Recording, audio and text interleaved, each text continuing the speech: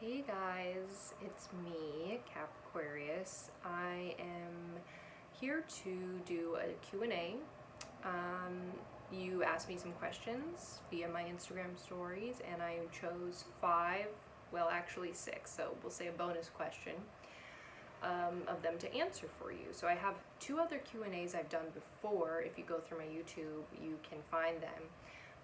And I just want to say that I got ready for this video because I haven't gotten ready in months and I, wanted an excuse to do so, and I forgot what it felt like to actually wear makeup and stuff. So you're welcome. Anyways, let me get into these questions. Okay, so this first one is from Journey_Uncensored. This question is: explain what the rising sign is really about. The mask we wear or sign we're supposed to rise into? I would say both. Your rising, I've kind of developed a more thorough understanding of the rising, aka the ascendant. The more I study, that's the thing about astrology, is there's always new takes on something.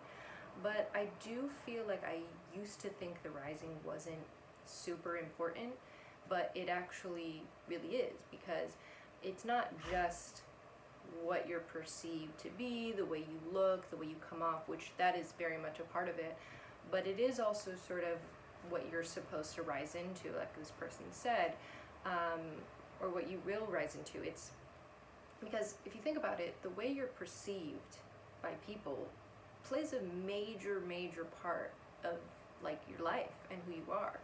The other thing about the rising is that it's the beginning of your first house, and your first house is all about your identity, your sense of self, and sort of, in the way I see it, the trajectory of your life. And that's why it's also important to pay attention to not just your actual rising sign, but also what dominates your first house, because if you were born at the very end of Capricorn rising, the majority of your first house is going to be in Aquarius. So there might be more of an Aquarius edge to these types of things for you. But, it is really related to kind of your trajectory in life and sort of the role that you play in your life. And so it is important to know the rising and to understand the rising, and I also feel it's what you want to be. It's kind of like what you aspire to be, and therefore, you can really take the best traits of your rising and really kind of grow into that and be comfortable with that. And every sign has amazing traits, so it's just look at the positive traits of that rising and say, this is what I want to be, this is what I aim to be, this is what I'm meant to be. So yeah, a little bit of both to answer that question. Okay, this next one is sort of just like a fun one. This is from Melissa Page 313. Why are Libra men so flaky? It's funny. I haven't dated too many Libra dudes. But the thing that I find with Libra sun men, at least, is that, I guess flaky would be the word, but it's more like they don't want to upset anyone. They don't want to Libra men, Libra in general, can kind of say what you want to hear, and sort of, they kind of live in the moment of they might say a lot of things to you, but then not really follow through, because later on they're I kind of just said stuff. It's an air sign. Any air sign is kind of notorious for just saying shit, particularly Gemini and Libra. But yeah, Libras don't have a notorious follow through when it comes to living up to what they said. They like to give compliments, they like to receive compliments, they're very witty and funny and like to joke around and like to, just kind of have fun with it. So then when it comes to commitment, they don't usually go there. But also know that, it doesn't necessarily mean that they're blowing you off on purpose. They may also be weighing the situation, like, you know, they may have another commitment that they didn't tell you about, that they're kind of weighing whether which is important. But you know, Libra men usually come around at various times in your life. I think unless they're really heavily influenced by like other more intense things in their chart, the best way to kind of handle a Libra man is to just not take it too seriously and just kind of have fun with it, be playful, let them engage your mind, and kind of you know, because they are like also romantic. They like to be in relationships usually and stuff like that. So, but you have to kind of let them come at their own pace and like not rush them or not like pressure them, because they don't like being pressured. They don't like being responsible for other people's like feelings and stuff like that. So, just like kind of have fun with it. I wouldn't take it too seriously if you're interested in a Libra man. And let's see, okay, this next question is by Clarisse Terra. How do you make the best of Saturn return? Mine hit me like a train.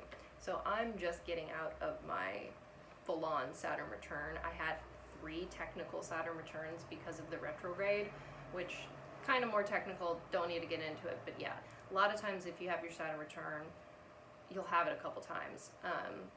The best way to handle the Saturn return is to not fight it and not, like, be hard on yourself enough to where you can get done whatever needs to get done and make progress with yourself, whatever the topic is. That's kind of another thing I'd have to really, if you really want to get into that with me, I'd have to do like a personal reading. But whatever it is that you're being tested on, like, don't fight it. And what I was going to say is, be hard on yourself to the degree of getting stuff done, but don't be hard on yourself to where you feel like you're a failure or you're, whatever you're lacking, don't let it depress you too much, I guess. Because it'll pass, and, you know, a lot of times, it's like the hardest times are there for a reason, to teach us to appreciate what we have when it's not hard, and just know you're going through it. Like, that's why I love astrology, is because it's not gonna give you the answers to your life. You still have to figure that out, but it lets you know that there's reasons for what you're experiencing. You know, like, there's reasons for it. So it's everything is temporary, you know what I mean? And like, it's not just like, oh, the world just hates you and you're screwed. Like, no, Saturn's giving you a hard time, but it's because you need to learn something. So just kind of embrace Saturn, and if you have any Capricorn or Saturn type stuff in your chart, kind of appeal to that and just stick it out. Don't fight it, because the more you fight it, the harder it's going to be. And just kind of work, just put in the work, you know. It's you'll look back and be glad that you did, because if you don't, you'll look back and be like upset that you didn't do what was supposed to happen. Okay, so let's see. Oh, okay, so this one, this is from Chrysolation. What are some potential placements / aspects prone to drug use or other coping mechanisms? I don't want to be too like rigid on this, because there's so many factors that could bring this, but look at Neptune. Look at Neptune aspects. Look at where Neptune is in your chart. I found sometimes drug type stuff can be indicated by the 8th house. Neptune in the 8th house, maybe Pluto in the 8th house, Neptune in the 5th house, or Pluto in the 5th house. Both Neptune and Pluto, I think, can have an impact on addiction type stuff, because Pluto is like you're enthralled to this control that is out of your control kind of thing sometimes with Pluto stuff. And then Neptune is about delusions, fantasies, not wanting to live in reality.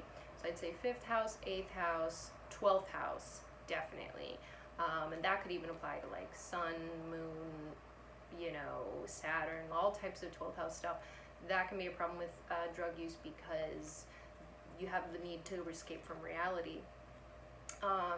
Pluto in the 6th house doesn't have to go there, but if you, people with Pluto in the 6th house, if you have developed a routine of an addictive habit, whether it's smoking cigarettes, drinking, doing drugs, whatever, if it's a habit, which, you know, all addiction is a habit, it can be very hard for you to quit, and it can be very hard for you to, you know, you can kind of be enthralled to these habits, and that can be any habit, any type of bad habit.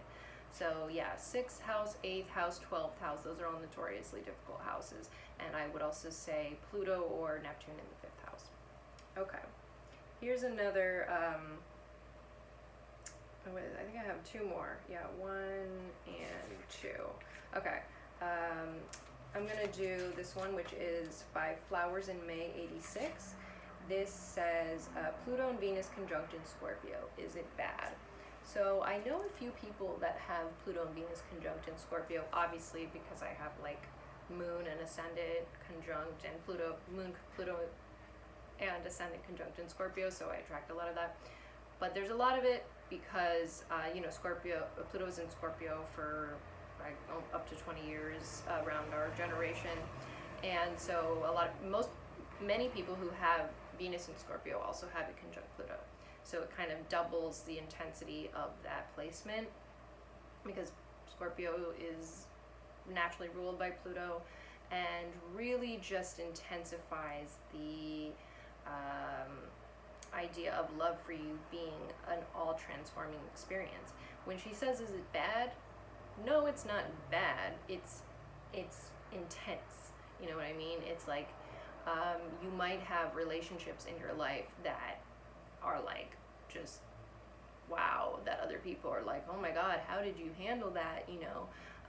But you're also strong and you have the ability to overcome whatever trauma or experience you face in a relationship. And your relationships in general, friends, everything are bound to be transformative. And that's a pretty cool thing. People with Pluto and Venus conjunct are like really passionate lovers. They want all or nothing, and they, you know, will tell you, like, they will teach you about yourself, and their partner will teach them about themselves, and nothing is shallow, everything's very, very deep and strong, and it can be, you know, it's just intense. I wouldn't say it's bad, it's just very intense. Okay, last question. This is from _pistachio mustachio _ how to be nicer as a Capricorn. Well, I deal with this all the time. Literally yesterday I dealt with this. I'm an Aquarius, but I have so much Capricorn in my chart. I'm like literally 20 minutes away from being a Capricorn, so I get it. Most of my friends that are Capricorns deal with this. You know, you're not gonna please everyone. I know Capricorns are ambitious and they want to like have it all, and so sometimes if they feel like people don't like them, part of them is like, I don't fucking care, but part of them is like, oh, I want to be everything that I want to be. But you know what, it's okay. It's okay that you're not nice, you know, especially if you're in America. Being nice is like a total thing that everyone expects from you. But you go to other countries, like France, for example, people don't freaking care if you're nice. That's not the #1 priority. So maybe you're not in the right community. Maybe you don't have the right friends, because all of my friends, you know, my close friends, they're not nice, or like, you know, they might be nice, but they don't care. Our relationship isn't based off each other being nice. And I think, you know, people should accept you for who you are. That being said, being negative is another thing. You don't want to be super negative. So, you know, just work on it. Just try to avoid talking bad about things all the time. That's one of my biggest problems. So, you know, just always working on yourself. As a Capricorn, you like to work on yourself, so that shouldn't be a problem for you. So that's all the time I have, and I appreciate you guys watching. If you have any questions, please reach out to me. Thank you so much. I hope everyone has a great week.